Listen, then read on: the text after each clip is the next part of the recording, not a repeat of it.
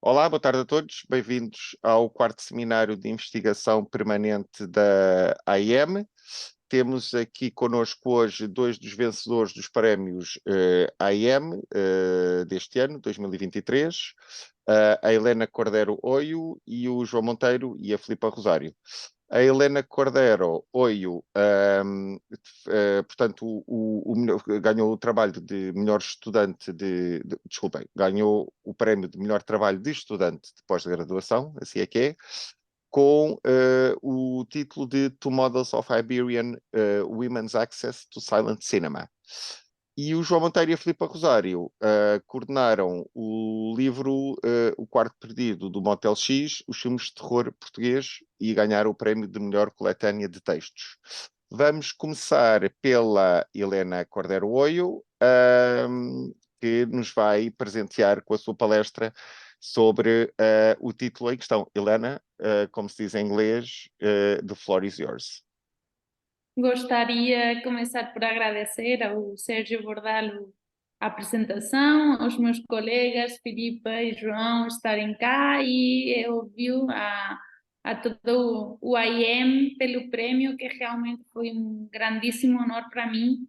É um prazer receber prêmios e um prazer recebê-los dos amigos dos quais te importa realmente a opinião, assim, mais do que outros especialistas que não conheces pessoalmente. Então, realmente, para mim, é um grande prazer estar cá. Eu vou tentar partilhar um PowerPoint que tenho com uma apresentação breve do tema que foi a minha tese. Vou tentar fazer isto direto. Já deves conseguir, Helena, exato. Sim, acho que consigo. Só um segundo, eu vou procurar cá. Diga-me se dá para ver corretamente. A apresentação vai estar em inglês, mas eu vou falar em português. Só que, como o tema que eu apresentei foi em inglês, porque a minha tese foi escrita e defendida em inglês, achei que tinha sentido manter o PowerPoint na língua original, mas eu vou fazer toda a apresentação desculpem, em português. Então, desculpem, dá para ver corretamente? Sim, tens que só pôr no modo da apresentação, não é? Exato. Sim. Está perfeito, está ótimo. Perfeito. Então, como eu estava a dizer, o extrato que eu enviei para os prémios do IM foi um dos capítulos da minha tese que refere-se ao acesso das mulheres ao cinema mudo na Espanha e Portugal. Só que eu foquei em dois casos de estudo específicos, que foram a Virgínia de Castro e Almeida, que foi uma produtora argumentista e editora portuguesa, e Helena Cortesina, que foi uma atriz, produtora e diretora durante o período mudo. As duas, quando eu comecei o doutoramento, eu tinha muito claro que eu queria falar da Helena Cortesina, porque foi uma das primeiras pessoas das primeiras mulheres diretoras de cinema mudo que eu achei que não tinha sido pesquisada, não tinha sido realmente valorizada pela historiografia, no caso da Helena Cortesina espanhola, e eu tentei achar um paralelo com alguma mulher que pudesse ser semelhante e poder estabelecer uma comparação no caso português.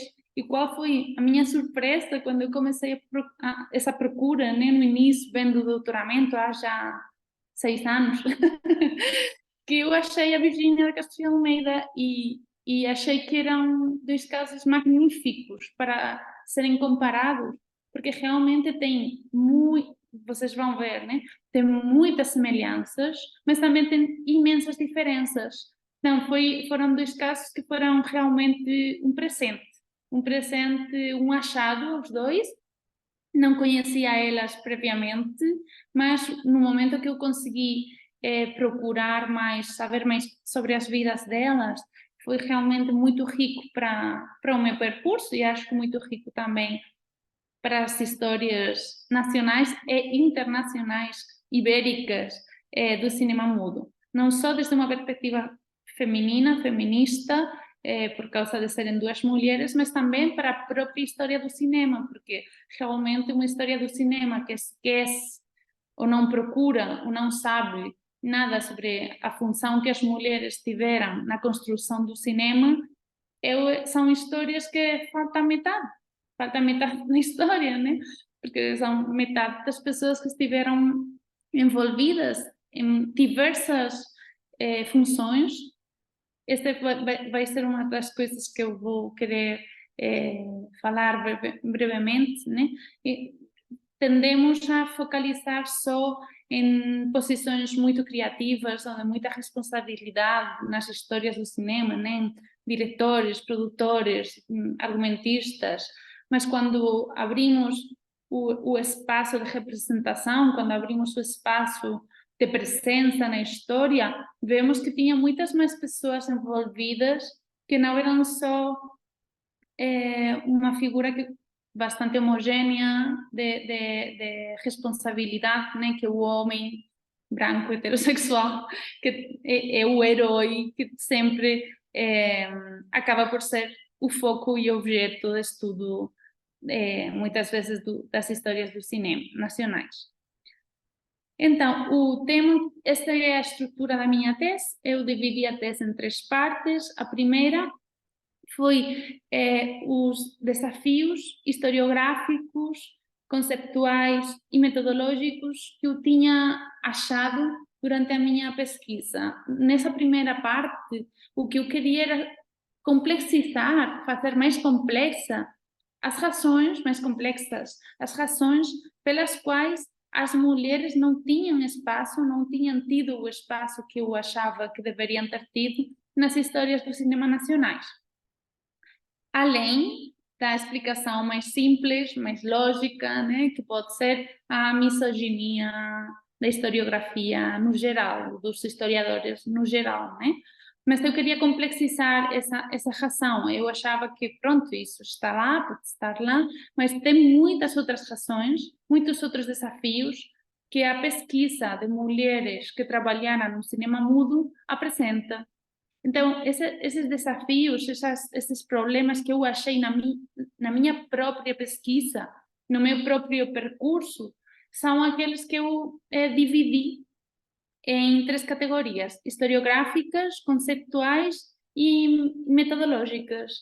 Aqui não vou apresentar essa primeira parte, porque senão fica muito longo e não teria tempo de focar na parte que eu tenho interesse hoje, mas muito brevemente vou explicar que aqueles desafios conceptuais que eu achei eram principalmente o termo e o conceito de pioneirismo, a ideia de procurar sempre nas histórias do cinema aquilo que é excepcional, que não é o normal, que não é o habitual, que não é o comum, quando são nos padrões que são normais, habituais e comuns, onde muitas vezes as mulheres estavam presentes.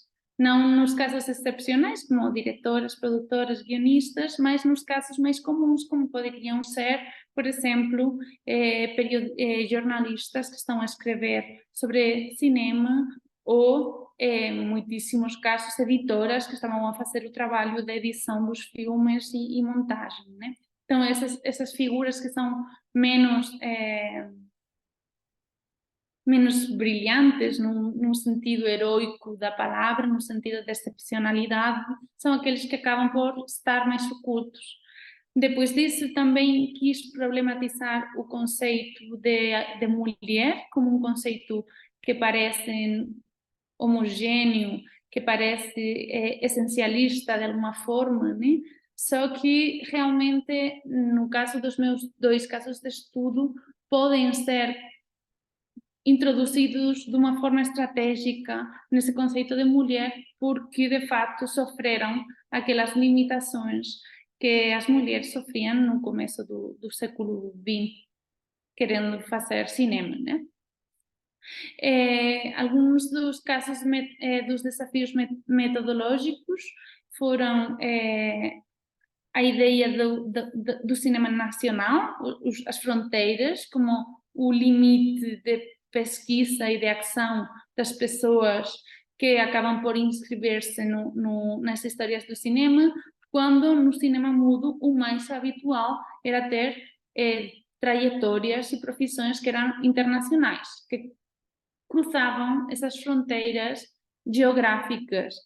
Quando a história do cinema escreve-se só tendo em mente ou só procurando uma visão de êxito nacionalista, acaba por obviar, por esquecer todas essas profissões ou essas pessoas que o que tiveram foram trajetórias transnacionais, não somente nacionais.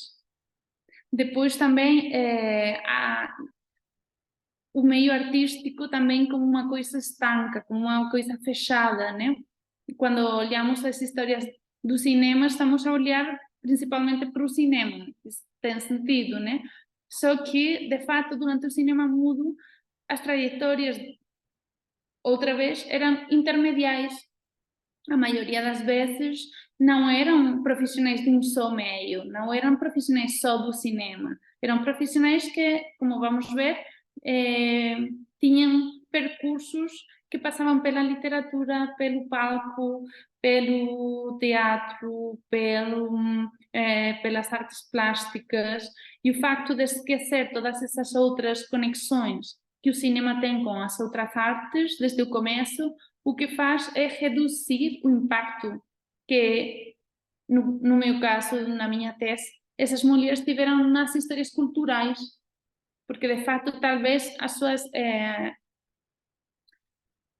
o seu trabalho no cinema não foi tão importante, mas o seu trabalho, no caso das duas, o seu trabalho interartístico, o seu trabalho como parte da história cultural dos anos 20 foi imensamente importante.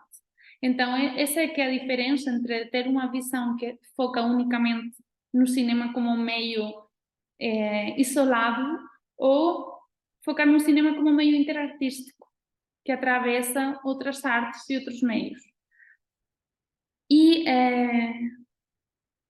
Desculpa, estava a esquecer. E também o terceiro desafio seria olhar para o filme como a única fonte ou a máxima fonte válida de informação para a história do cinema. No fundo, acabamos por ler e escrever muitas vezes histórias do cinema que são uma listagem mais ou menos canônica de obras que conseguimos ver, analisar, estudar, rever. Só que quando estudamos uma época como a história do cinema, onde somente o 15% foi preservado, dos filmes que foram exibidos foram preservados, encontramos esse grande paradoxo de estar a olhar para uma história do cinema onde não tem filmes. Os filmes não estão, não existem, ou muitas vezes não existem. Então temos de abrir essa fonte, esse rango, não sei, não, rango acho que não é uma palavra portuguesa.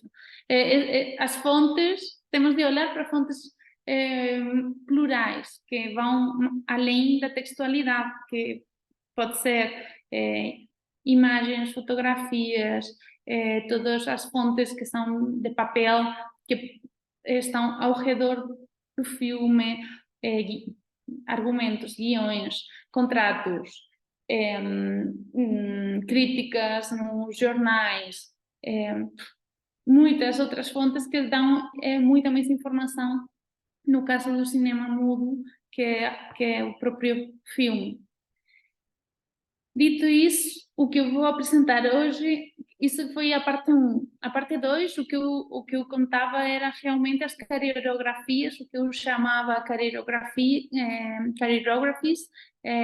pegando o conceito da Annette Foster, que diz que é como a biografia, mas focada realmente nos hitos profissionais, não só nos hitos pessoais. Então, lá eu pesquisei, procurei e escrevi as biografias, carierografias das duas mulheres, de Virginia de Castro Almeida e de Helena Cortesina, e eu fiz uma divisão. Antes do cinema, qual foi as origens profissionais destas mulheres, No caso do capítulo 5, o cinema, o que elas fizeram para o cinema em Portugal e em Espanha, respectivamente, e no capítulo 6, o que elas fizeram depois do cinema, quando elas fecharam as produtoras cinematográficas delas. Eu vou falar agora dessas pequenas biografias. E na parte 3, o que eu fiz foi fechar o análise, tentar tirar fazer o análise comparativo e tentar tirar quais foram as semelhanças e quais foram as diferenças, quais podem ser os modelos e as generalizações que podemos achar estudando estes 2 casos de estudo.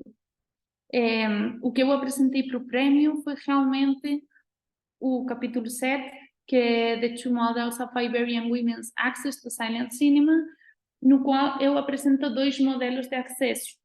Lembram-se, já falei há 5 minutos, mas lembram-se que realmente o título da tese são as vias de acesso para o cinema. Então, para mim, era uma preocupação real e importante, um objetivo da minha pesquisa, era achar quais eram os modelos de acesso, quais eram as portas que abriam-se para as mulheres entrarem na produção de cinema, na direção de filmes. E, finalmente, o capítulo 8, do qual quase não vou falar, mas vou tentar especificar, eram as relações que permitiram, as relações afetivas e as redes de contato que permitiram a estas 2 mulheres serem ser um suporte para que elas conseguissem aquilo que elas desejavam no plano profissional, que era, no caso delas, produzir filmes para o cinema. Então, estes são os 2 casos de estudo. Temos à esquerda a Virginia de Castro e Almeida, nasceu em Lisboa em 1874 e morreu também em Lisboa em 1945. E do lado direito temos Helena Cortesina, que é um bocado mais, nasceu mais tarde, é mais nova, né? Que nasceu em Valência em 1903 e morreu em Buenos Aires em 1984. Estas foram as 2 mulheres que eu estudei de forma pormenorizada e comparei. A primeira, a Virginia de Castro e Almeida, ela nasce numa família aristocrática, ela é a filha dos condes de Nova Goa, pelo que a classe social dela é muito alta, são pessoas muito conectadas na vida social de Lisboa, num ambiente urbano, mas ao mesmo tempo o pai, ele é agrônomo e o irmão também, eles vão ter muito interesse na parte da agronomia, então vão ter uma quinta que chama-se a Quinta da Vicelga, onde ela vai passar metade do ano, desde que é uma criança até que chega ao matrimônio na vida adulta. Então, ela tem essas 2 vertentes. Por um lado, tem essa conexão com a vida urbana, com essa cultura urbana e essa cultura de massas que está a começar em Lisboa, mas do outro lado tem uma introspecção muito forte e uma educação própria das mulheres de classe alta. Ela estuda piano, estuda línguas, estuda escultura, estuda literatura, e ela vai ter uma cultura muito ampla. Também vai ser muito curiosa, então tem um irmão mais velho e ela, numa das cartas, dos escritos, ela escreve muito, desde muito, muito pequena escreve em diários, em cartas, então tem muitas fontes que dão acesso aos pensamentos e às vivências dela desde a sua própria voz. Então ela escreve que não percebe porque a sua educação é tão diferente quanto a educação do irmão. Enquanto o irmão é permitido falar de coisas que ela acha importantes, como viagens, política, etc., para ela fica essa parte mais feminina, né, das artes, da domesticidade, etc. E ela é consciente dessa diferença e queixa-se. Do outro lado temos Helena Cortesina. Helena Cortesina, aqui temos as 2 quando eram crianças, né? Do lado esquerdo está a Virginia de Castro e Almeida e do lado direito temos Helena Cortesina com duas das suas irmãs. Ela vai ter também um irmão. E ela vem de um ambiente diferente da Almeida, ela vem de um ambiente boêmio, onde a mãe e o pai são amantes das artes, mas de umas artes muito mais populares. A mãe, de facto, é de alguma forma rejeitada pela família paterna porque ela era uma artista das variedades. Ela atuava nos palcos populares, nos palcos frívolos e, portanto, desde muito cedo vai encaminhar as filhas dela, que são Helena é a mais velha, depois Ofélia e depois Angélica, vai encaminhá-las para uma vida profissional enquanto dançarinas clássicas, mas num palco frívolo. O que significa este paradoxo, que é uma dançarina clássica num palco frívolo? Acaba por ser um estilo que permite manter de alguma forma a moralidade, porque é uma dança clássica e, portanto, não é uma dança que pode ser evidentemente sexualizada, mas do outro lado tem uma parte muito neoclássica no qual o corpo nu não é oculto. Então tem essa dicotomia, permite fazer danças ou fazer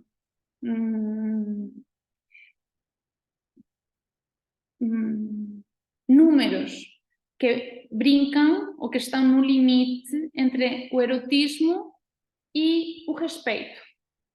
E vão estar nesse ambiente, nesse ponto limiar, nessa espécie de cinza, no qual as irmãs Cortesinas vão dançar desde crianças, o qual é problemático, já era problemático na época, né? Porque tem escritos que falam sobre se elas são ou não são prostitutas, se a mãe é o manager, é a sua manager e está a proteger elas, ou está a vender elas para um público masculino. Então, essa discussão sobre a moralidade e a articidade do seu trabalho vai estar sempre em questão.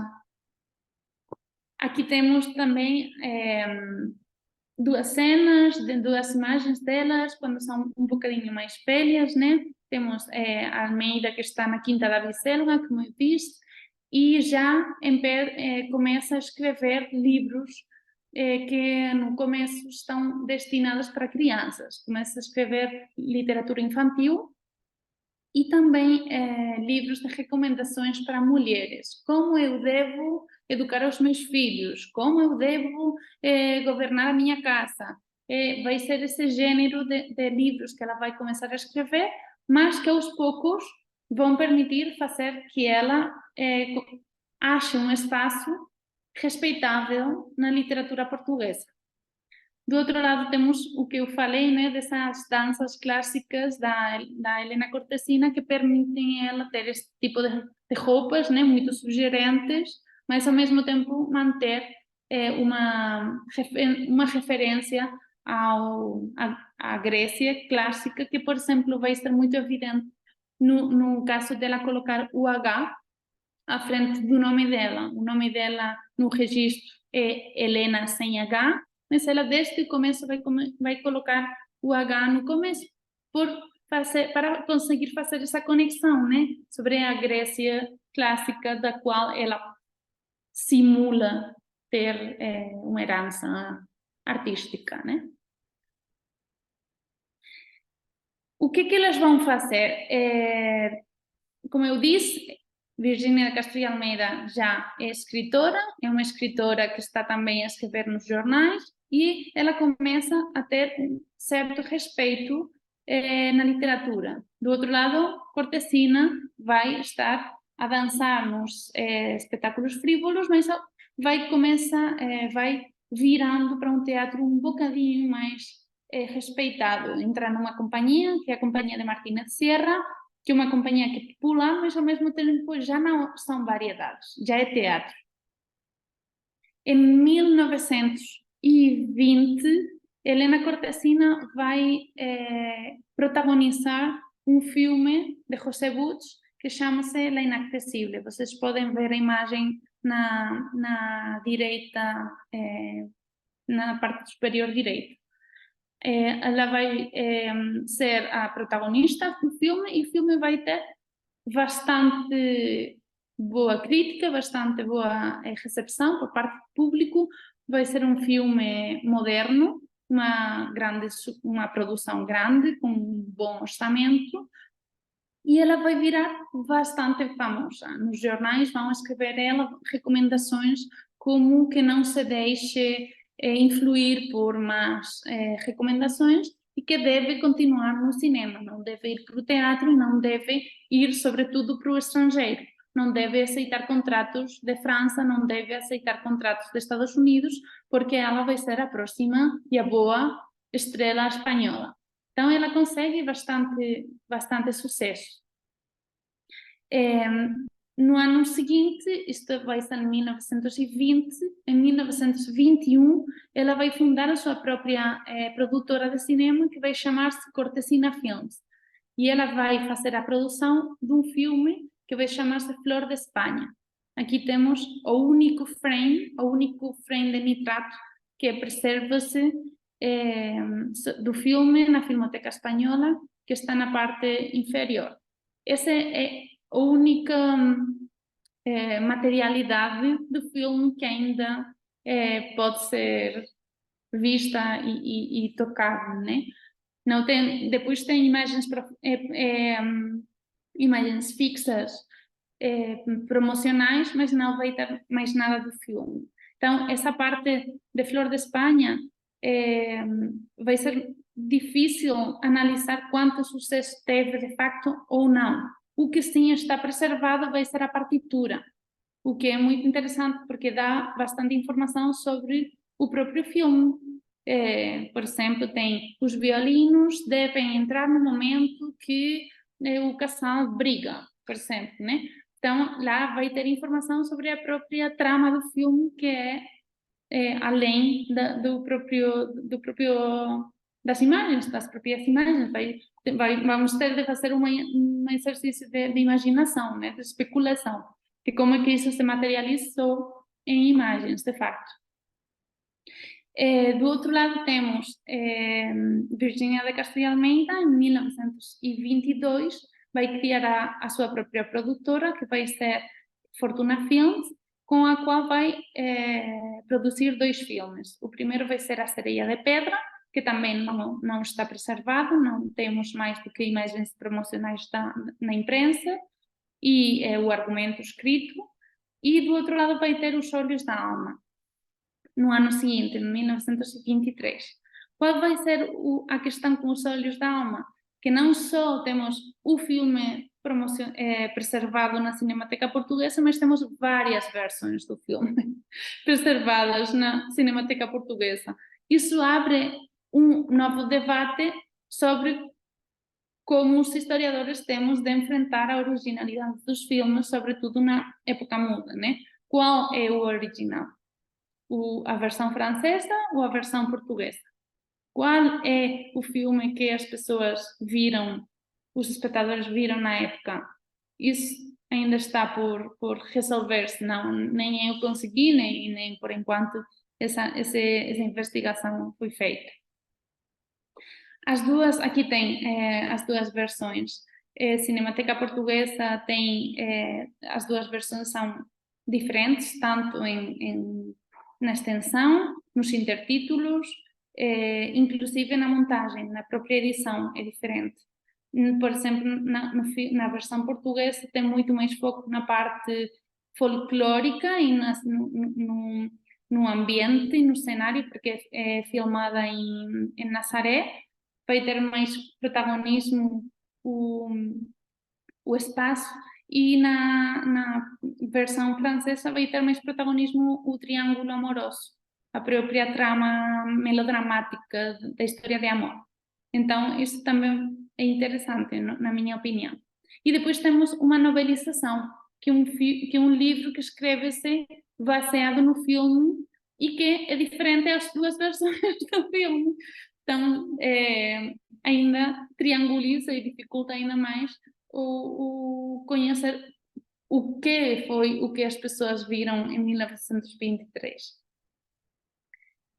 Aqui temos as outras fontes, né? Temos um terceiro na esquerda, na direita, desculpem, temos o cenário de um terceiro filme que Fortuna Films quis produzir, mas não conseguiu, que foi o Noblesse, e o argumento e a imprensa sobre Flor de Espanha e La Inacessível.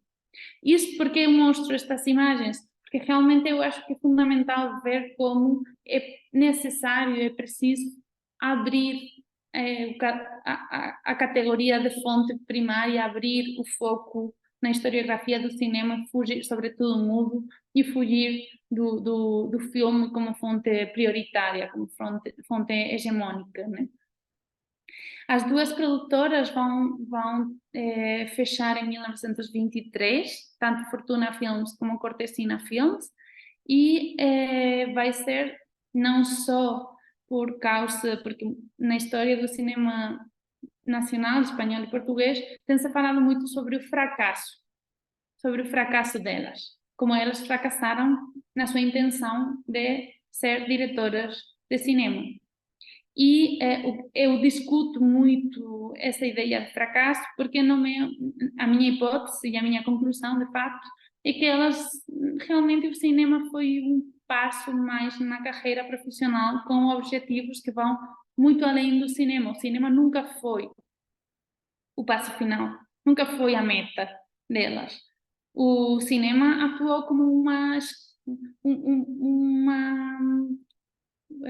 como se diz, como se fosse um trampolim para pular para a piscina.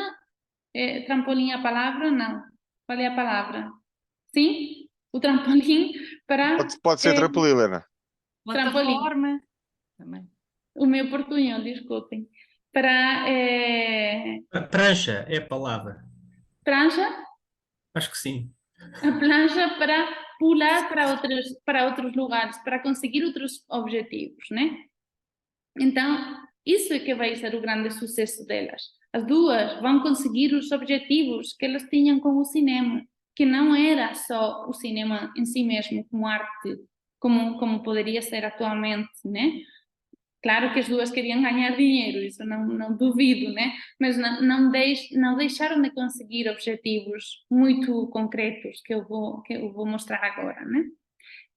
Depois do cinema, o que elas fizeram? Quando já fecharam as produtoras, Helena Cortesina conseguiu uma coisa que eu acho que era o objetivo principal, que foi legitimizar a carreira dela e conseguir uma categoria artística que tinha sido posta em dúvida e tinha sido problematizada por causa do início nas variedades. Então ela conseguiu entrar numa companhia muito respeitada de teatro, que era a companhia de Lola Membrives, e vai trabalhar durante a vida toda em diferentes companhias de teatro. Vai trabalhar principalmente no teatro, tanto como atriz protagonista, como, na maioria das vezes, como secundária. Só que vai acontecer né, uma coisa que vai ser a Guerra Civil, que vai fazer que ela tenha de sair para o exílio, para a Argentina, onde ela vai chegar em 1937 e vai viver até a morte, até 1984. Lá vai continuar trabalhando sem parar no teatro e no cinema, mas sempre nessa parte um bocado mais como secundária importante, mas secundária. Também vai ter a sua própria companhia de teatro durante alguns anos, mas não vai ser a maior parte do tempo. Do lado de Virginia de Castro e Almeida, o que ela vai fazer? Ela vai virar de novo para a literatura e vai ser uma das delegadas culturais, selecionada como delegada cultural por Salazar para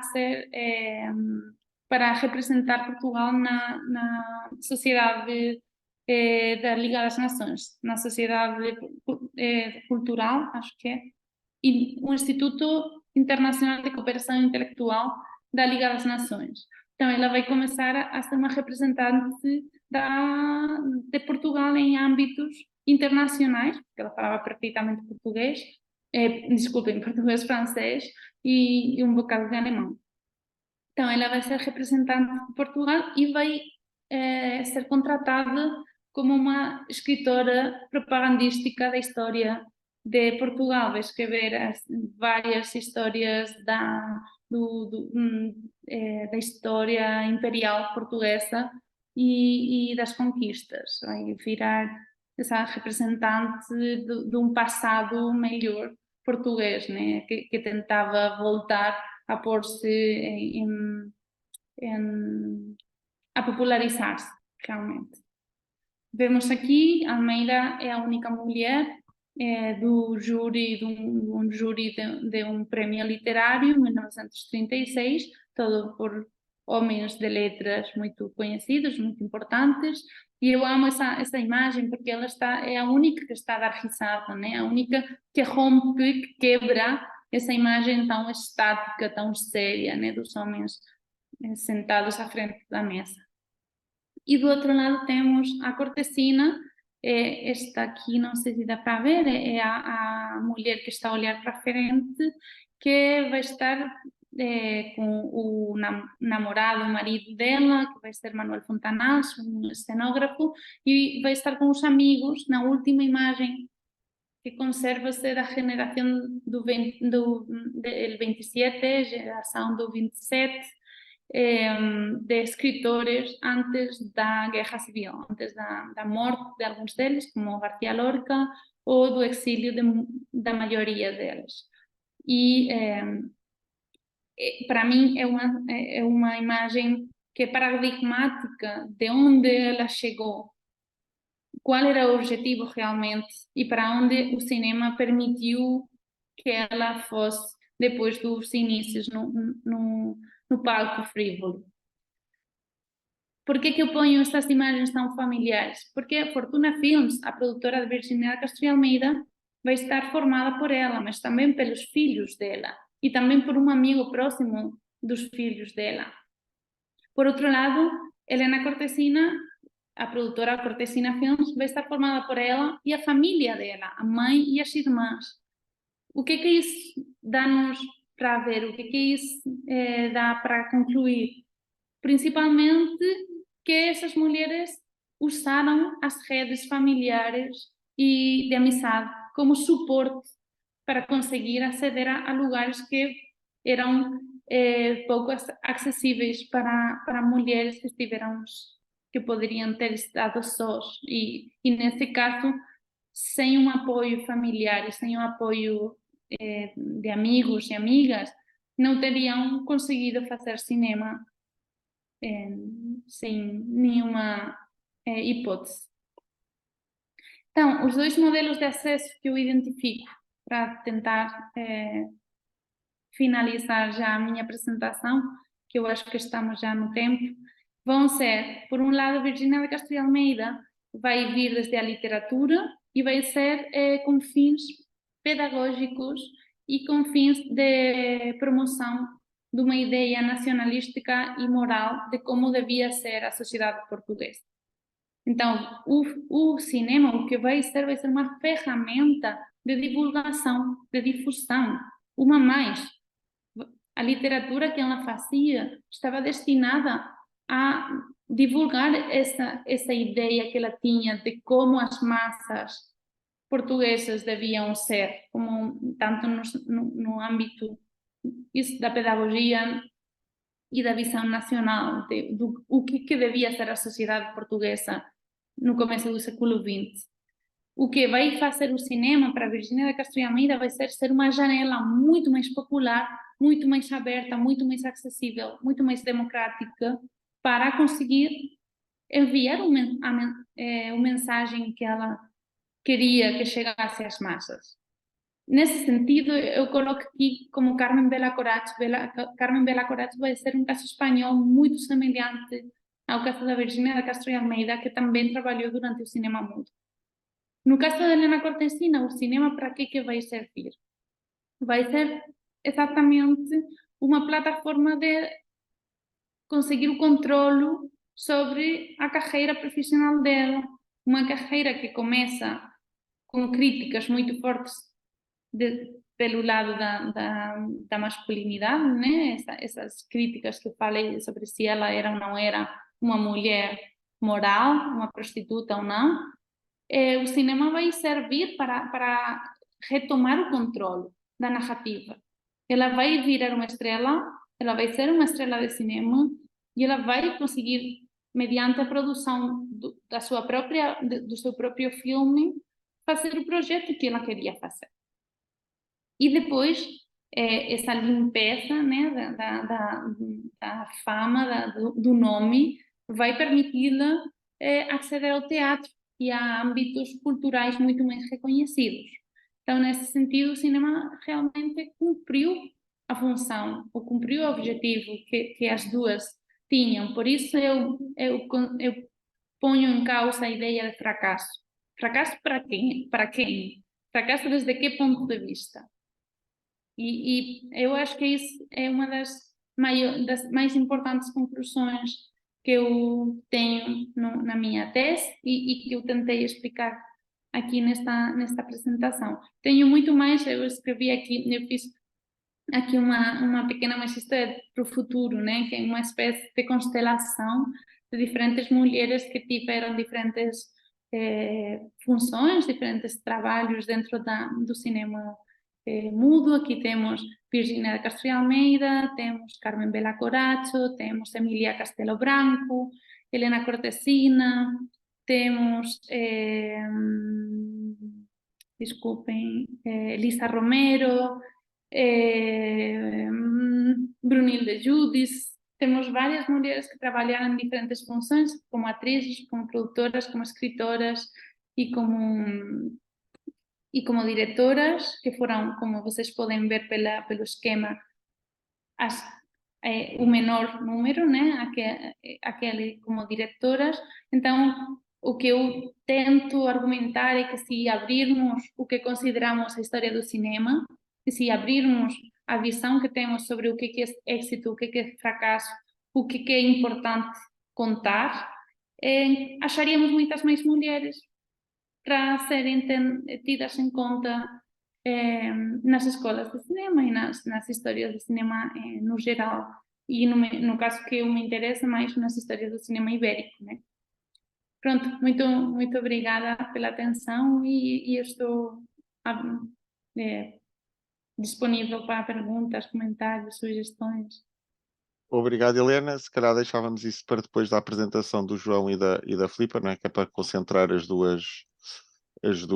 discussão, não é? Toda na parte final, acho que seria mais produtivo. Passamos então para o livro que ganhou a melhor coletânea de textos, coordenado pelo João Monteiro e pela Filipa Rosário. Eu tenho de fazer aqui uma declaração de interesses. O João Monteiro e a Filipa Rosário são dois dos meus melhores amigos, que eu já conheço há bastantes anos. O livro é muito bom, tirando o primeiro texto, que é perfeitamente horroroso, mas daí para a frente são todos muitíssimo bons. Portanto, está a declaração de interesse feita. João, Filipa, força. Olá, boa tarde a todos. João, posso abrir a apresentação? Só para dizer uma coisinha também, como a Helena fez, agradecer à IEM o convite para estar aqui, agradecer o prémio que nós recebemos no encontro de maio do ano passado, e só para dizer também que vamos organizar a nossa a comunicação, não é uma comunicação, é a apresentação, como temos vindo a fazer nos lançamentos do livro. Nosso café da tarde. E então, como o livro é a materialização de um projeto que parte do João e do festival que o João com outros amigos criaram e continuam a programar e a dirigir, o João começa por falar sobre a gênese do livro e depois eu pego a partir daí para explicar coisas menos românticas, vá. É. Bom, como a Filipa disse, este livro nasce do Motel X e achei curioso que a apresentação da Helena tivesse a ver com a Bárbara, com a Virgínia Castro e Almeida, porque nós exibimos Os Olhos da Alma. E eu descobri da pior maneira que de facto existem duas cópias diferentes. Queríamos legendar em português e inglês, e a cópia francesa de facto não só é completamente diferente a nível de intertítulos, é mais curta e tinha música ao vivo e felizmente a Surma preparou aquilo para manipular em loco, portanto deu para não ser um desastre, mas pronto, obviamente obrigou toda a gente a saber falar francês. Sendo que o filme até tem intertítulos mais ou menos compreensíveis, mas depois há uma carta que é essencial para perceber o filme e que ninguém percebeu nada porque não se dava para ler sequer. E pronto, essas são as vicissitudes do festival. Mas pronto, mas um bocado da mesma maneira que a Helena achou a Virgínia Castro e Almeida, o Motel X acabou por achar um bocado um cinema de terror português que nós não sabemos exatamente classificá-lo ou chamar-lhe, se podemos chamar terror ou se podemos inventar um nome qualquer assim poético para o definir, um bocado como a escola portuguesa tentou definir especificidade de cinema português. Mas pronto, não tenho, obviamente, um PowerPoint preparado. Isto é uma PowerPoint. É este o livro. O festival começou em 2007. Depois de algumas sessões de um cineclube de terror de Lisboa, que começou a fazer sessões de filmes de terror à meia-noite no Cinema King. E depois fizemos um ciclo de filmes de zombies na Cinemateca, quando abriu a Esplanada. E está-me a lembrar disto agora, porque já na altura tínhamos esta ideia de que é que vamos fazer de cinema português, como é que a gente enfia mesmo, esta mesma é a palavra, enfia cinema português aqui no meio.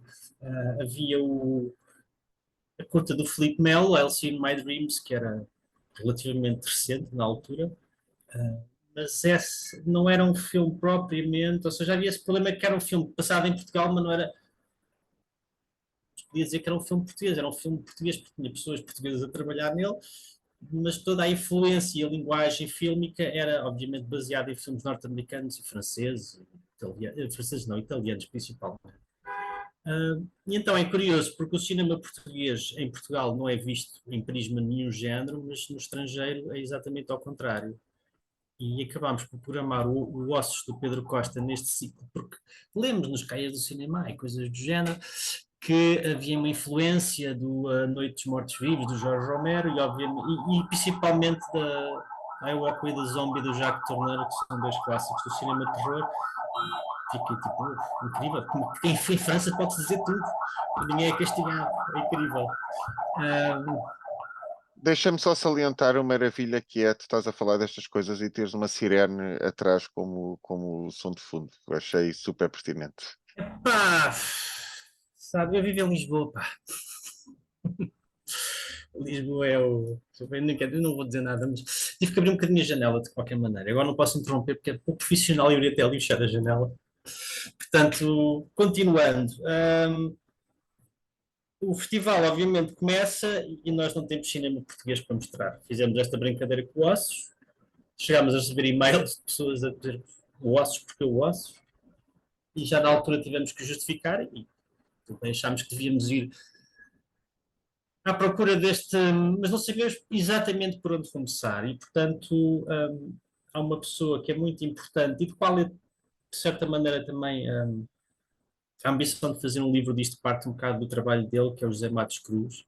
O José Matos Cruz tem bastantes livros, ou seja, não são livros, são listas, são uma espécie de quase de prontuários de cinema português, e havia uma lista secreta que ele tinha publicada que era de cinema fantástico português.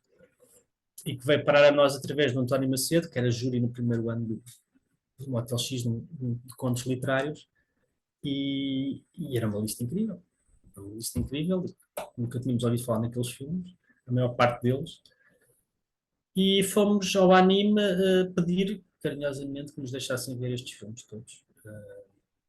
Portanto, a partir daí começámos a não só arriscar aqueles que achámos que não estavam para nós, a acrescentar novos que íamos descobrindo. não só através do Cais do Olhar, principalmente, foi uma fonte maravilhosa do Matos Cruz, porque até tinha umas sinopse que dava para esta sinopse parece sugestiva, bora lá ver. Obviamente que é engraçado agora que editamos o livro começam a aparecer falhas, filmes que me escaparam. E Os Olhos da Alma, por exemplo, é um deles. Mas pronto, tudo a seu tempo, vamos lá chegar. E portanto começámos a programar estes filmes e a chamar-lhes, inventar um nome para uma secção que era Quarto Perdido, na lógica de ser um motel, portanto um quarto que não existe, que era o cinema português de terror. Portanto nós achámos que éramos só tentativa de mostrar filmes que tivessem algum tipo de contágio ou referências a géneros ou subgéneros e que pudessem passar num festival de terror sem destoar muito, ou sem ficar um bocadinho tipo, completamente fora.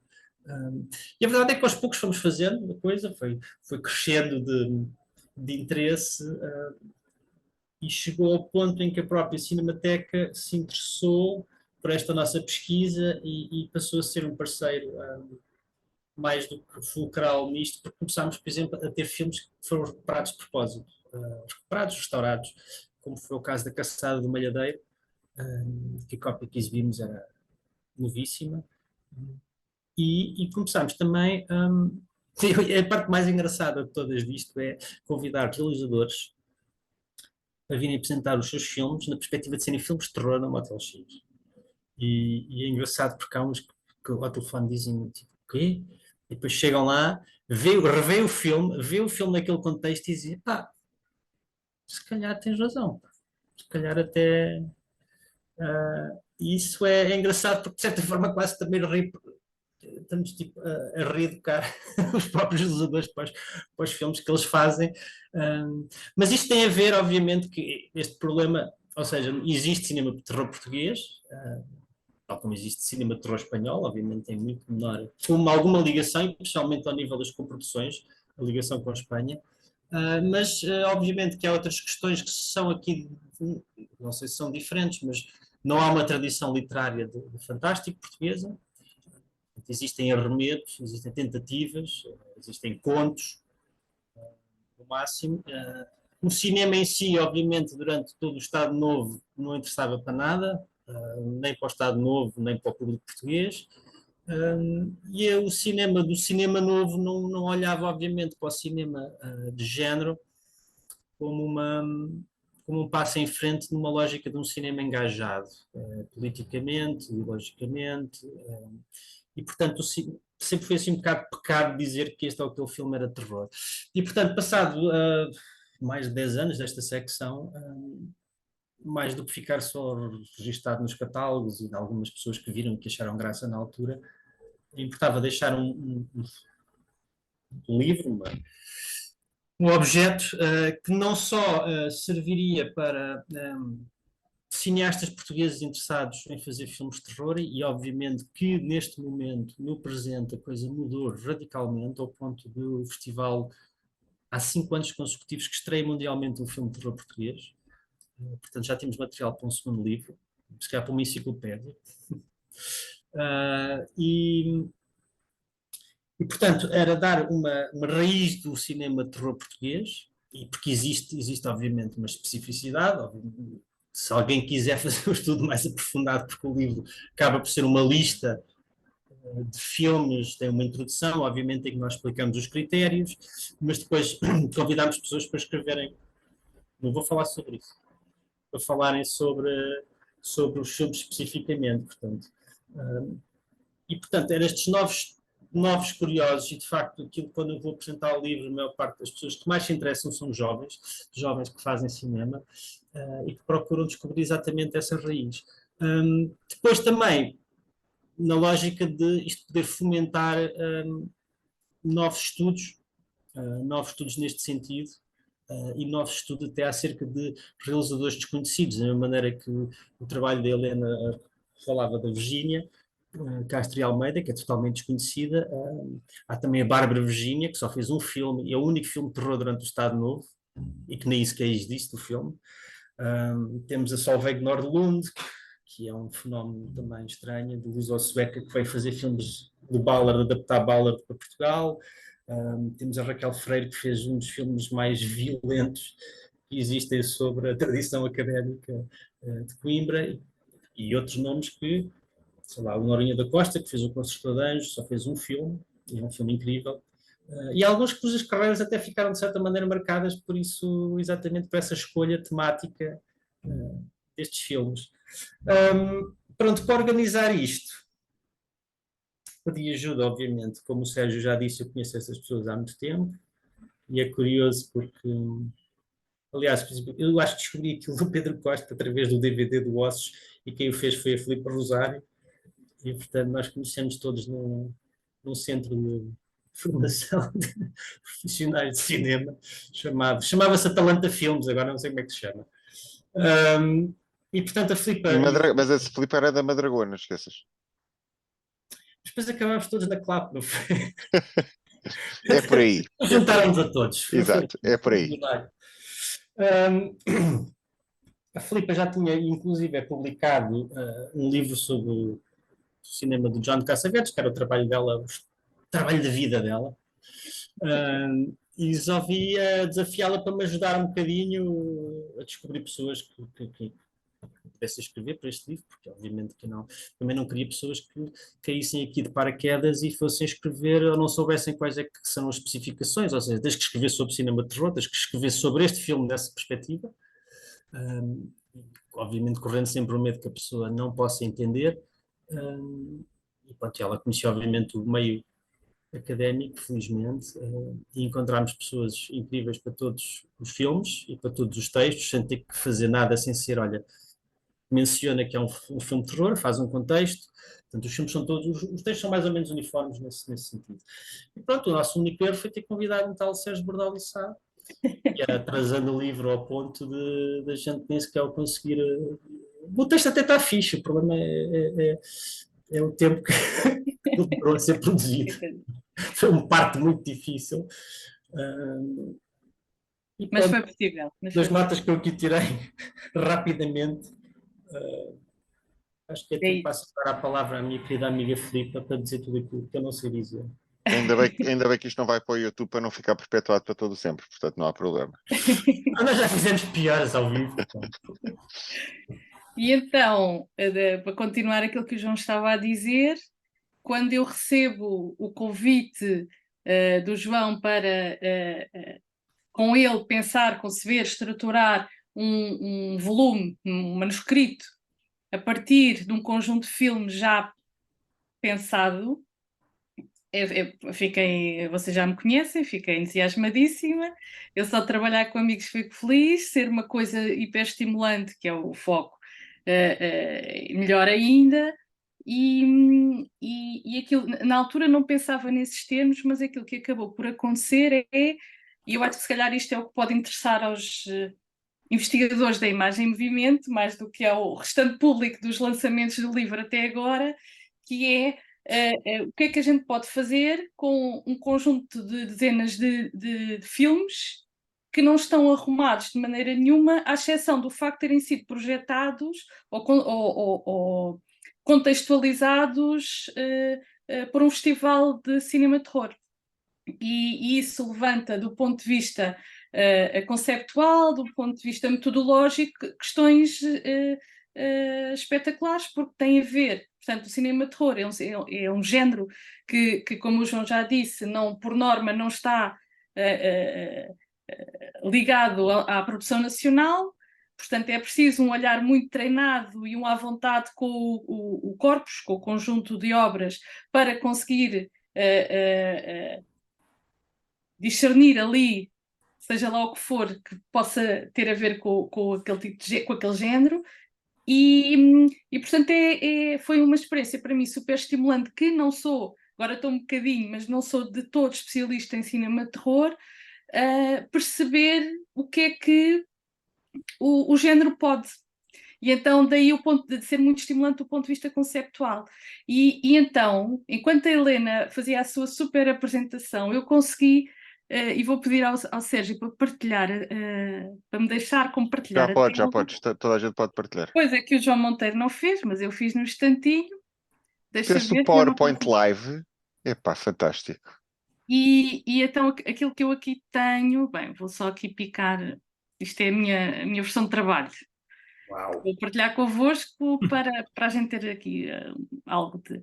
E então o que acontece aqui é, para deixar de história mais anedótica sobre o volume, é ter conseguido, e isso é obra do João, primeiramente, num primeiro momento, perceber que tipo de arrumação, de estrutura conceptual é que a gente podia dar ao livro. E lá está, ele é que conhecia bem o corpus, ele é que conseguiu identificar tendências conceptuais, tem a ver com subgénero, portanto não tem a ver com cronologia, não é uma coisa temporal, não tem a ver com o autor, cinema de autor, podia ser, porque há aqui vários textos, a Solveig tem vários textos sobre filmes dela, portanto a coisa foi mesmo conceptual. E a cabeça do João conseguiu discernir aqui vários subconjuntos. E os nomes também foram dados por ele, a gente ia sempre falando, né? Eu não estava só a ouvir o João, eu também trabalhei. Aliás, a divisão aqui, a divisão maior foste tu que fizeste para isto não ficar tão confuso.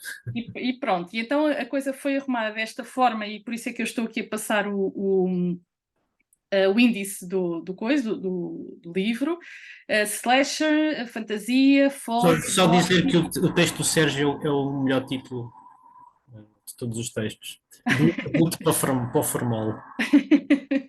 É o vencedor, é o vencedor. Eu sou como aquela trincha do Calvin, onde ele tem uma capa muito boa e depois o trabalho de casa era uma capa muito boa, ele investiu muito na capa e depois não tinha nada lá dentro. E, portanto, é basicamente igual. Não.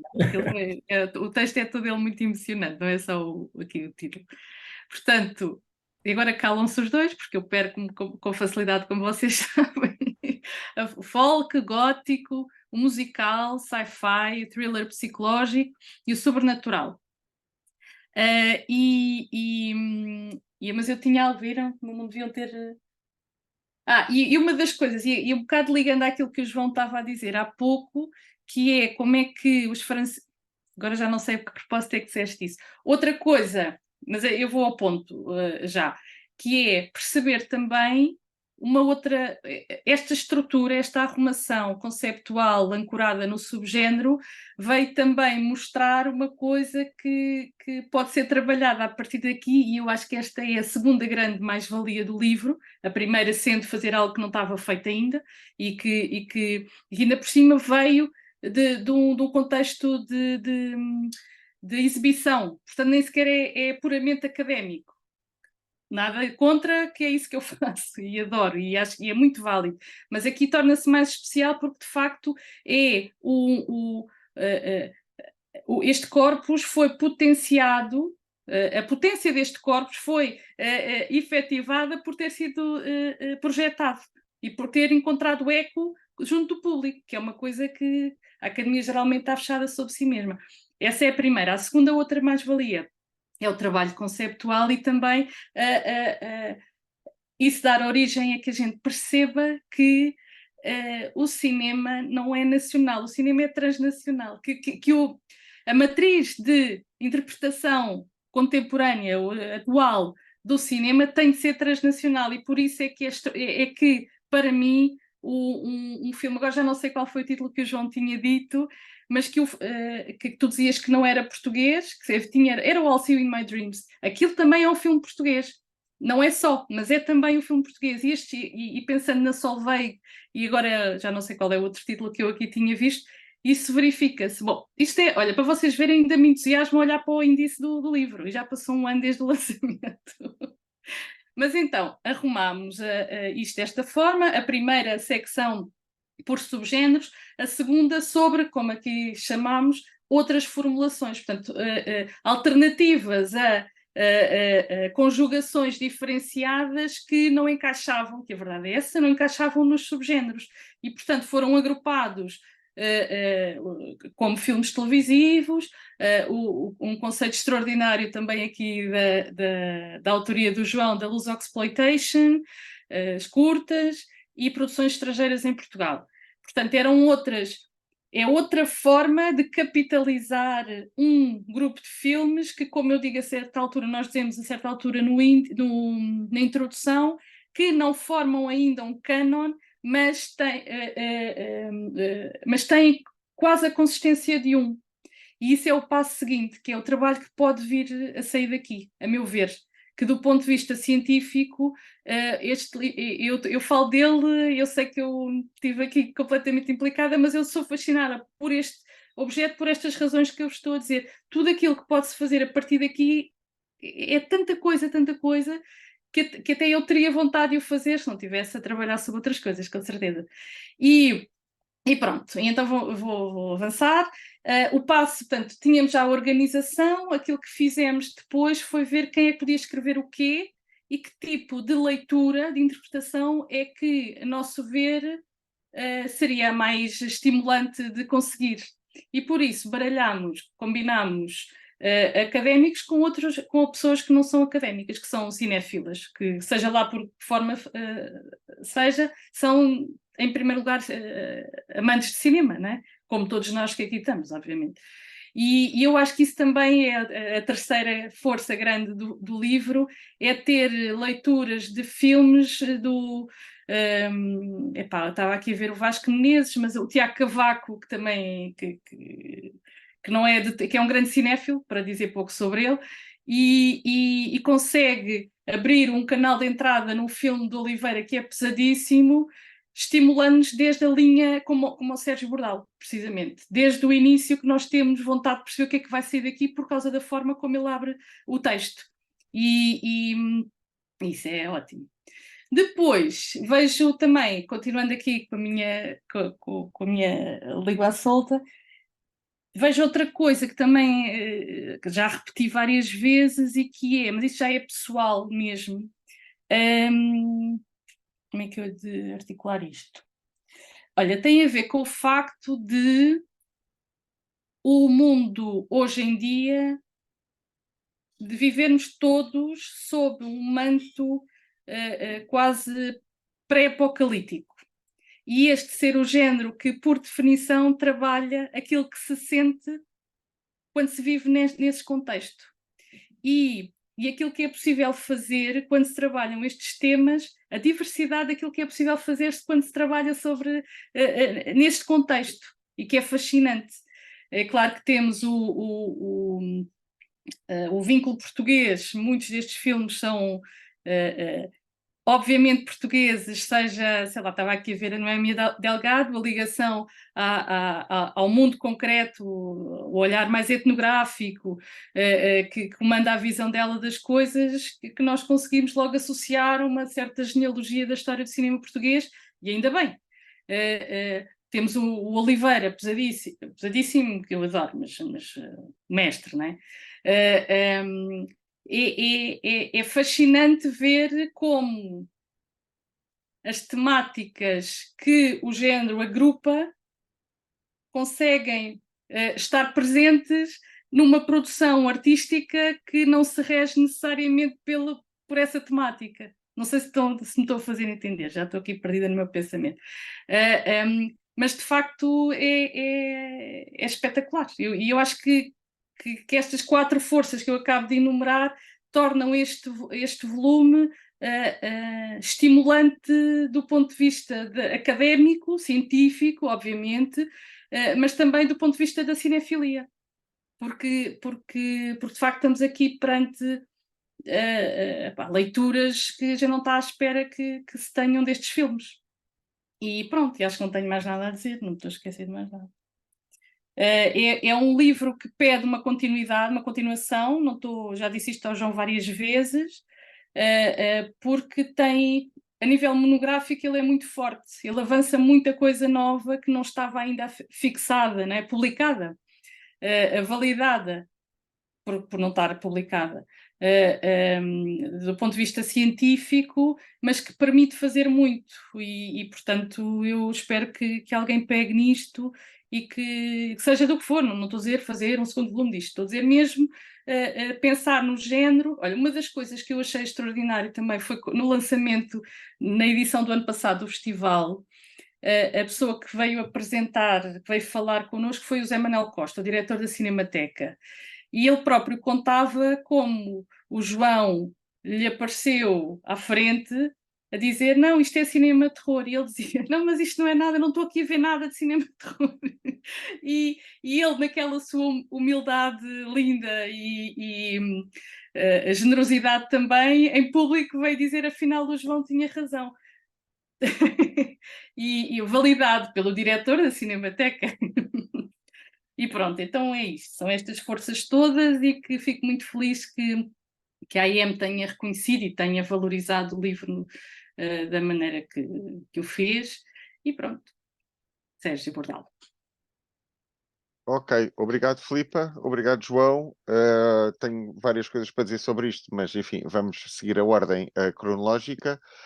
Não sei se vocês, os dois, querem fazer alguma pergunta ou ter alguma curiosidade à Helena. Eu tomei aqui várias notas, portanto, posso abrir as questões ao público em geral, mas enfim, aparentemente está tudo a negro, não é? Portanto, somos só nós, vamos ter que nós fazer a festa sozinhos, mas também somos mais do que suficientes, também não há problema. Sim, Filipe. Eu tenho uma pergunta, mas já tinha desde agora, não consegui estar com a Helena, portanto faço agora a pergunta. Ótimo. Vê lá o que é que vais perguntar, que isto Não, vai ficar no não, YouTube. e tem a Cuidado. ver, eu conheço bem o trabalho da Helena, e tudo aquilo que eu de certa forma disse sobre o livro que fiz com o João aplica-se àquilo que a Helena fez na sua tese, que eu não vou dizer a palavra pioneira porque ela não gosta, mas é assim uma pequena bomba dentro daquilo que é uma bomba na academia, né? Mas que pulveriza um bocado uma forma de ver as coisas, de encarar conceitos, métodos, filmes, e portanto é uma matriz é muito forte de vários tipos de análise para o mundo inteiro. E então vais dar continuidade a isto de alguma forma. Era isso que eu queria saber. Ou se já estás, como é que é? Não. Isso é uma pergunta ou é uma intimação ou é uma Não, sugestão? gostava de saber porque olha, a última vez que a vi, se calhar foi na defesa, não sei, já nem sei. Mas tu disseste isso no tom, vais dar continuidade disso de alguma forma, não é? Não, se Olha, não. o que eu gostaria imenso, a minha grande ilusão seria o primeiro publicar duas biografias, uma em português da Virginia Castro de Almeida, uma em espanhol da Helena Cortesina. Ainda que acho que a potência da tese era essa metodologia comparada, acho que o que realmente me pede ou pede o mundo editorial é que divida elas e faça o que ainda não se fez, que são duas biografias. Só que a vida arrasta-me, né? Então não tive tempo de fazer nada parecido. E eu acho que se calhar o mais rápido e o mais fácil seria tentar publicar a tese, editada, obviamente, mas em inglês, e tentar achar uma editora. E também porque não quero perder a parte metodológica conceitual que me interessa imenso e que vai se perder numa obra divulgativa quase sem Yeah. dúvida. Mas não sei, não sei.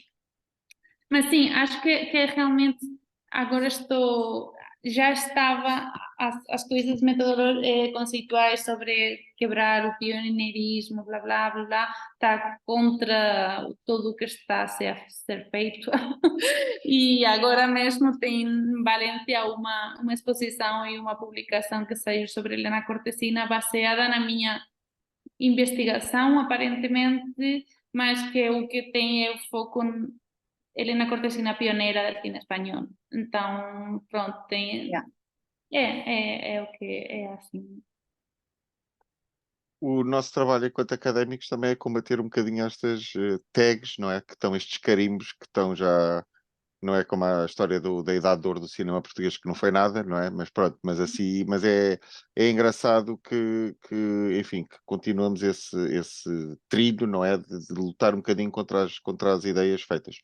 Deixa-me só dizer, num tom jocoso, e todos nós temos o mesmo, não é? A nossa função enquanto reprodutores da espécie humana, que de facto é uma das melhores coisas no mundo, em relação ao trabalho, às vezes corta-nos aqui as vasas para continuarmos, não é? E puxar e fazermos outras coisas, porque, enfim, depois há crianças para tratar e, portanto, enfim, o tempo não dá para tudo, não é? Mas pronto, o que é que me saltou aqui à vista da tua apresentação, Helena, que eu gostei bastante? Eu não me lembro de ter visto isto a propósito, portanto, não, enfim, para mim foi como se fosse a primeira vez, não sei, isto foi um bocadinho com a conversa que tivemos antes de estarmos a gravar, antes de estarmos no ar, não é? Mas gostei imenso. Houve aqui uma coisa que tu disseste que me saltou à vista, qualquer coisa do género, só 15% dos filmes desta altura sobreviveram, mas isto é uma percentagem, enfim, aproximada, calculo eu, mas em geral só de Portugal ou de Portugal e Espanha. É absolutamente aproximada, porque não se Claro. sabem, ninguém fez realmente os números de facto, né?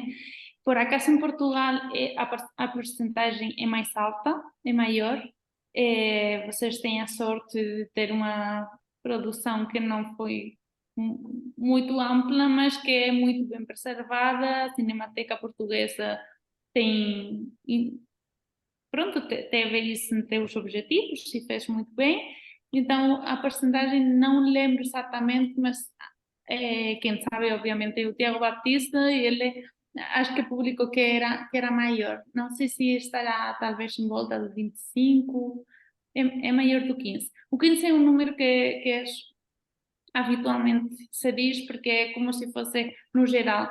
Na Espanha acho que é mais ou menos 15, mas Portugal fez melhor trabalho do que a Espanha nesse Mas sentido. é engraçado porque tu dizes isto e ligas isto com o fugir do filme como fonte hegemónica, que tem mesmo de ser, porque obviamente se não há os filmes a gente só pode falar sobre o rastro dos filmes, e às vezes o rastro dos filmes é uma fotografia, um fotograma, não é? Ou um texto que saiu na imprensa de um crítico que nós não conhecemos muito bem, se ele percebia de cinema, dois, que competência é que ele tinha para falar daquilo, ou três, se era só a espuma dos dias, mas pronto.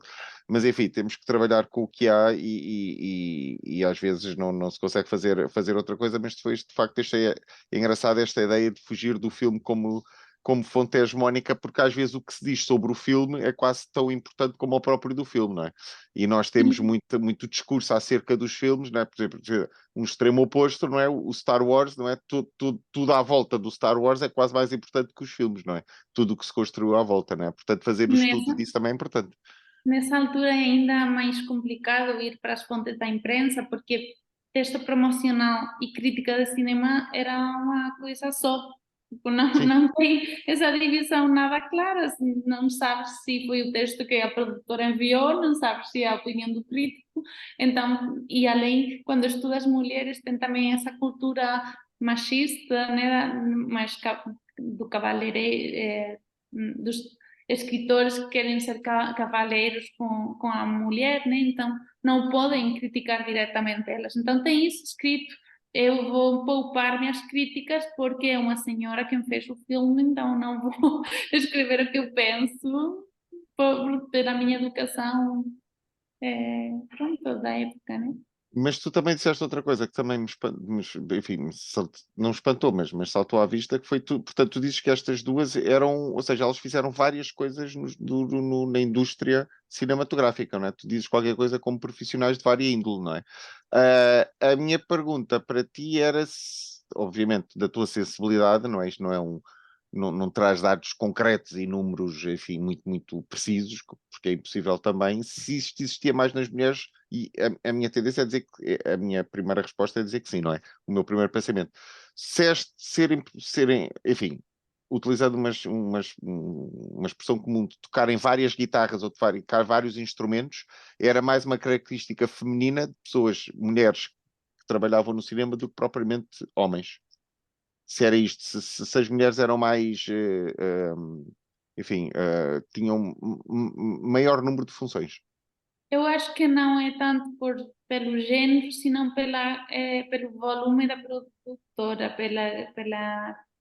porque eram pequenas produtoras familiares e, como em qualquer negócio familiar, as pessoas fazem tudo o que tenha de ser feito para a coisa sair para frente. Então, realmente, a questão era essa, que elas tinham produtoras que eram quase unipessoais, elas e a família delas, e elas, os amigos delas, e, portanto, elas fazem um bocado de tudo. Mas não é tanto por causa, porque também tinha casos de produtoras de homens que eram pequenininhas, também faziam tipo homem-orquestra, né? Era ator, fazia o guião e produzia e dirigia, porque pronto, estava só ele e 4 mais. Então eu acho que não tem tanto a ver com o género nessa Ok. questão. Ok. E a última ideia, a penúltima, aliás, a ideia era que também achei interessante, que era o cinema, para estes 2 casos que tu falaste, o cinema como trampolim para outros voos, não é? Ou seja, elas utilizam o cinema não como fim em si, como nós romanticamente gostamos de pensar, não é? Que é, enfim, o objetivo último, não é? Mas como, lá está isso, prancha, não é? Mas neste caso é mesmo mais do que prancha, trampolim, saltam mais longe, não é? Saltam para outras coisas, utilizam o cinema para isso. E a espanhola, não é? A Helena Cortesina viveu muito mais anos do que a Castro Almeida, não é? Portanto, teve uma vida muito mais longa, logo terá feito bastante mais coisas do que a portuguesa, até porque viveu bastante mais tempo, não é? Calculo eu. Sim, a portuguesa realmente, eu nunca contei os anos, nunca fiz as contas e as minhas matemáticas são muito ruins, mas realmente também nasceu muito antes. Nasceu nos 73. 74, eu tenho 74, 45, portanto isto dá 45 mais 25, enfim, mesmo assim são 70 ainda. São 50, 60, desculpem, 45 mais Eu 25. acho que a diferença também está aqui, que pronto, que a portuguesa, até ela não se divorciar do marido, que foi de fato o primeiro divórcio em 1911 de Portugal, que foi uma grande polêmica. Escândalo. A família rejeitou-a por causa de ter se divorciado do marido, blá blá.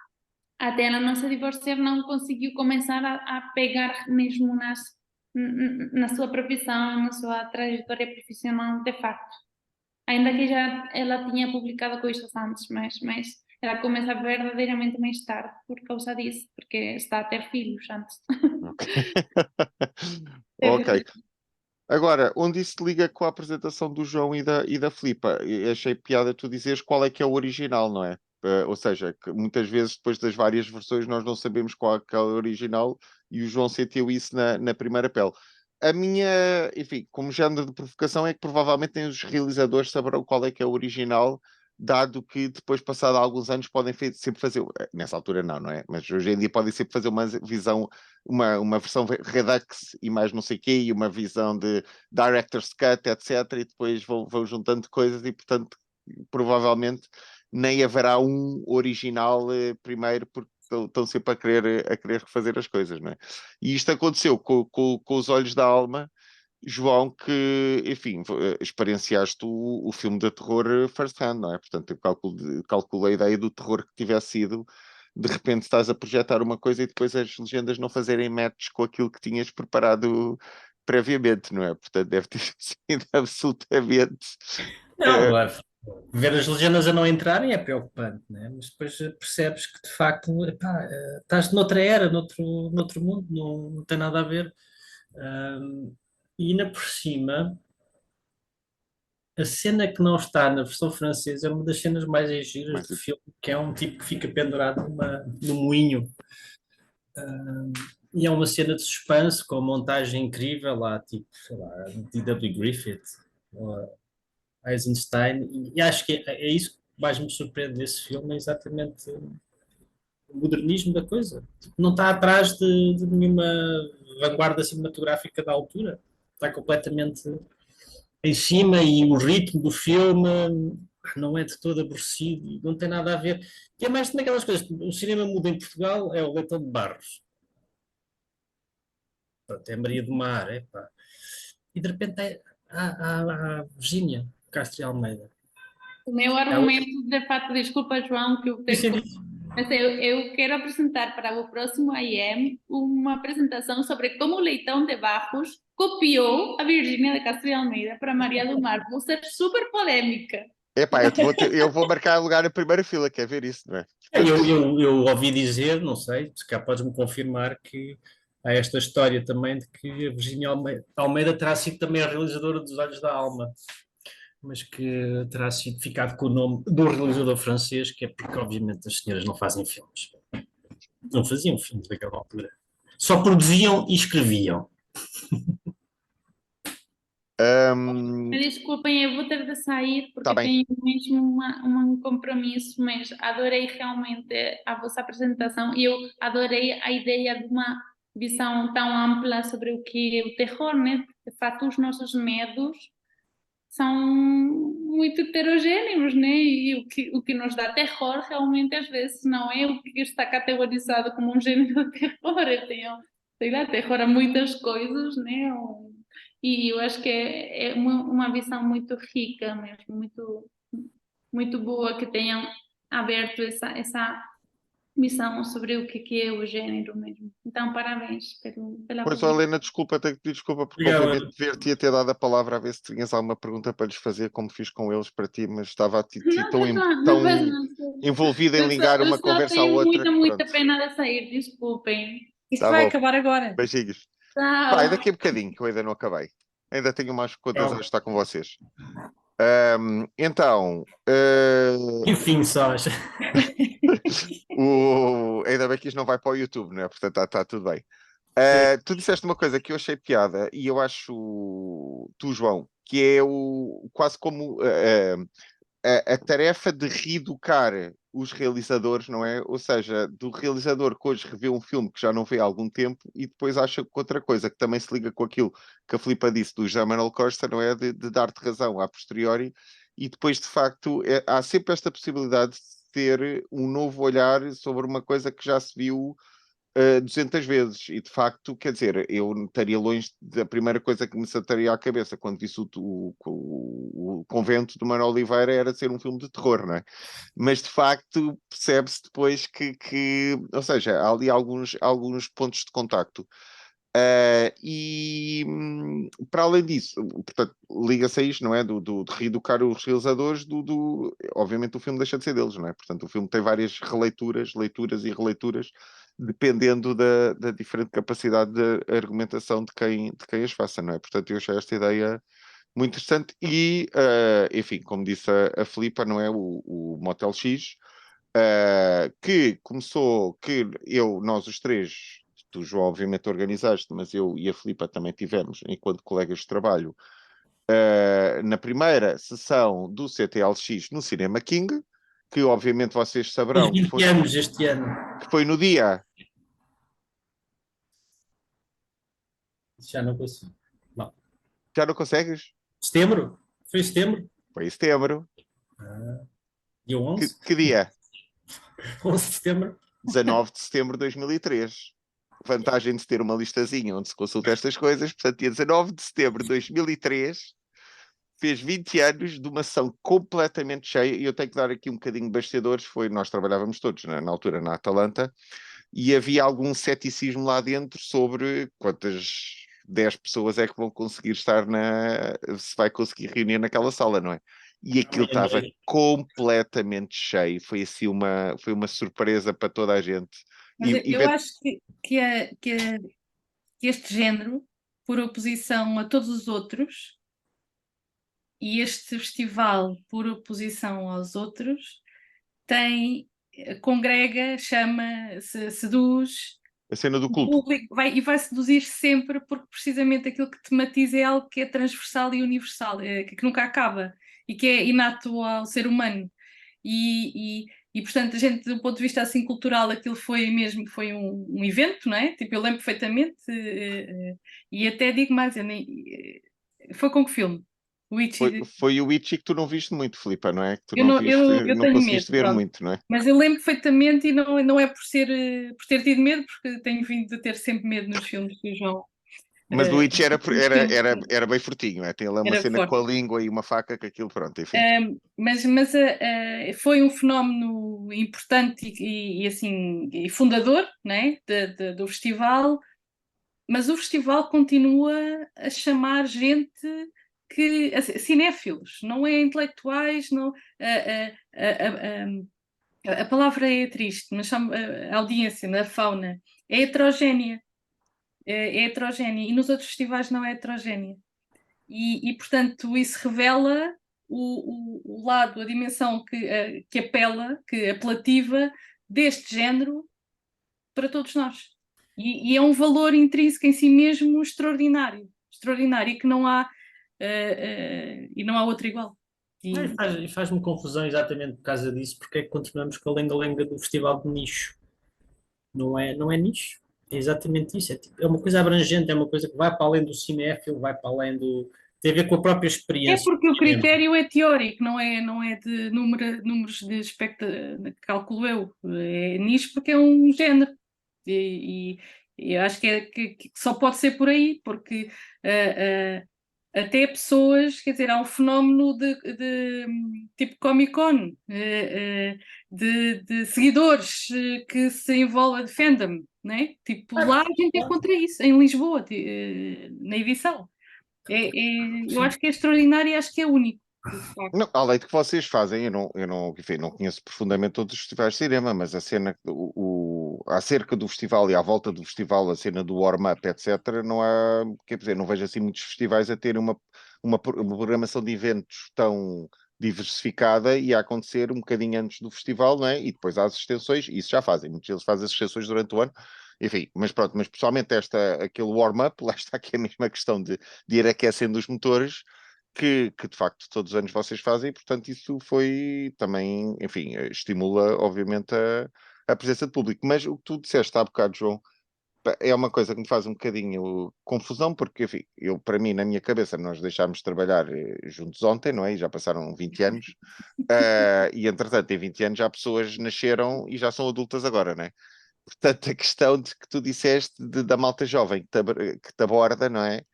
Que te aborda, no sentido de saber mais sobre os filmes e esta questão do. Isto sim, pioneirismo, não é? A Helena já se foi embora, a gente já pode utilizar o termo, do livro, não é? De ter uma cena fundadora seminal a partir da qual uma raiz, como tu. Eu escrevi aqui raiz da árvore, mas tu utilizaste a expressão tipo 10 segundos de ter escrito raiz, não é? A importância das listas e dos catálogos, enfim, cunhar uma coisa e, portanto, é um objeto físico que está aqui. E a partir do qual se pode fazer um trabalho de crítica, de acrescento, de correção, de tudo o resto, mas sem o qual, não é, se não houvesse isso, nós continuar-se a falar de. Eu tinha aqui marcado o primeiro, enfim, o primeiro filme que eu me lembro assim, conheço mais ou menos, mas tu conhecerás melhor, João, mas a classificar-se ele próprio como filme de terror português, enfim, acho que nós trabalhávamos todos lá na altura, não é o Coisa Ruim, não é? Que foi assim uma coisa que na altura. Pai, olha, finalmente fizemos um filme de terror, não é? Ou É o último finalmente filme da Portugal. lista. Diz? Que é o último filme da lista. Pois, exato, lá está. E portanto, ou seja, este trabalho vindo de Partaz, e como tu salientaste muito bem, essa figura absolutamente incontornável da história do cinema português, ou melhor, de fazer a história do cinema português, que é o José Marcos Cruz, como é óbvio, não é? Ao qual nós devemos tanto. Tem, enfim, mas lá está, é enfatizar o trabalho de arqueologia, de chateação, de deixa-me lá ver os filmes, mas depois, como a Filipa disse, e bem, não é? Esta questão de ir da prática para a teoria, não é? Há um termo que é quase o practice-based research, mas enfim, sobre outro aspecto, mas enfim, vem da prática para a teoria, ou seja, não é uma coisa académica que é construída. Eu sou como a Filipe, também trabalho na academia e adoro, mas, ou seja, não é uma coisa construída dentro de casa, não é? Dentro das bibliotecas, dentro enfim, dos nossos casulos, não é? Vem de uma questão prática, não é? Do festival, vem da comunidade para o meio académico. E de porque facto, acompanha também a história da ciência e claro. não é à toa, nós já fazíamos isto há uns anos, academia, assim, esta geração, não é? Há uns anos, mas antes disso não havia muita coisa extraordinária, havia pouca coisa extraordinária e tudo se profissionalizou e de repente tens, bom, à escala nacional, não é? Claro, sim, Mas claro. somos já bastantes a todos os anos nos encontrarmos nos encontros da AIM, por exemplo. Sim. Isso tem a ver, e é um lado romântico que este projeto também tem, que é partir do trabalho do investigador, que passa um papel para um realizador, um herói pessoal do João, que consegue convencer-nos a todos que ele é extraordinário e nós comemos isso, compramos isso. Reconhecemos. E de repente a coisa ganha um momento, como se diz, né? Tipo uma dinâmica, ganha assim a coisa na escala, sobe na escala, e de repente, depois de um festival que dura há tanto tempo, tem-se uma publicação que já tinham outras, de outras naturezas e com outras forças grandes também, mas que assim mesmo reflete uma história muito romântica que mira, que espelha Olha, também a história da investigação em Portugal. Eu só vejo coisas boas, não sei se estão a ver. olha, isso é uma boa deixa para, enfim, este trabalho pioneiro para explotar outras coisas, não é? Que vão nascendo a partir daí. Eu acho que de facto é uma coisa muito importante que o livro tem, não é? E que o trabalho, nomeadamente do João e dos outros membros do CTLX, tem enquanto, enfim, organizadores e programadores do Motel X. Eu não percebo também muito bem essa história do nicho. Enfim, acho que hoje em dia não faz muito sentido falar nisso, não é? Porque, quer dizer, o Motel X só não tem mais espectadores porque não tem mais salas e não tem mais sessões, não é? Porque senão, eventualmente, até teria mais gente, eventualmente, a ir, não? Achas que não? Sim, se a palavra do festival chegasse a mais sítios.